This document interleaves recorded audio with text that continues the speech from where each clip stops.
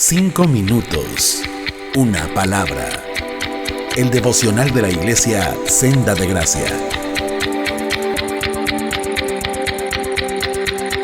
Hola, Dios los bendiga. Los saluda Enrique Pacheco. En esta ocasión me gustaría que meditáramos un poco en la vida de un hombre muy peculiar de la Biblia. Algunos de nuestros niños ya lo conocen. Él es Sansón.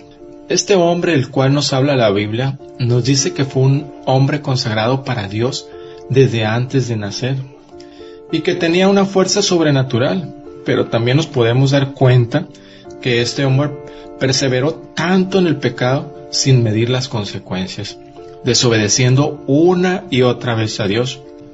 También se nos cuenta que se enamoró perdidamente de una mujer llamada Dalila, la cual llegó a ser lo más importante para él y ponerla en primer lugar antes que a Dios. En esta ocasión me gustaría que meditemos en un versículo que me llamó mucho la atención, donde Dalila por tercera vez le pedía el secreto a Sansón de su fuerza. Meditemos en Jueces 16:20. Voy a leer la Nueva Traducción Viviente y dice: Entonces ella gritó: Sansón, los filisteos han venido a capturarte. Cuando se despertó pensó: haré como antes y enseguida me liberaré. Pero no se daba cuenta que el Señor lo había abandonado. Sansón ya no tenía la fuerza que lo acompañaba y no se pudo liberar de las ataduras de Dalila. La fuerza sobrenatural de Sansón no venía de su cabello, no era algo físico, sino algo espiritual, algo interno. Perdió las fuerzas porque el Señor ya no estaba con él. De toda la historia de Sansón, creo que esta es una de las partes más tristes, en especial la parte donde dice: pero no se daba cuenta que el Señor ya lo había abandonado. Y me pongo a pensar, ¿qué sería de nosotros si el Señor se apartara así como le sucedió a Sansón? ¿Nos daríamos cuenta espiritualmente hablando?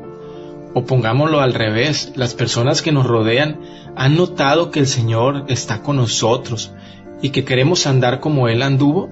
¿De qué manera estaba viviendo su vida Sansón con Dios, que no se dio cuenta cuando ya no estaba con Él? También podemos ver algo muy curioso, cómo Sansón se encontraba dormido tanto física como espiritualmente. Y es donde me pregunto, ¿tendremos nosotros alguna Dalila en nuestros corazones? En nuestras vidas que nos esté durmiendo espiritualmente hablando, que haga que nos apartemos de Dios sin darnos cuenta. Preguntémonos, ¿quién es esa Dalila en mi vida? ¿Cuál es ese deseo que gobierna mi corazón? Tal vez esas cosas que son buenas, bonitas, pero que idolatramos y ocupan un lugar que es del Señor. Cuidado, hermanos, porque la tentación siempre llega como algo bonito, sutil como la serpiente en el Edén. El pecado entró como inofensivo. No podemos bajar la guardia, el botín en nuestro corazón. Cada día nos tenemos que poner la armadura de Dios. Huyamos del pecado antes que nos esclavice. No juguemos con él. Ya era la tercera vez que Sansón tropezaba con la misma piedra. Esta era la tercera vez que Dalila le pedía el secreto de su fuerza. Tarde o temprano el pecado nos aleja de Dios si no ponemos a jugar con él y pensamos que no va a pasar nada. Pero a veces nos pasa que estamos tan intoxicados con las cosas de este mundo que no nos prohibimos de nada.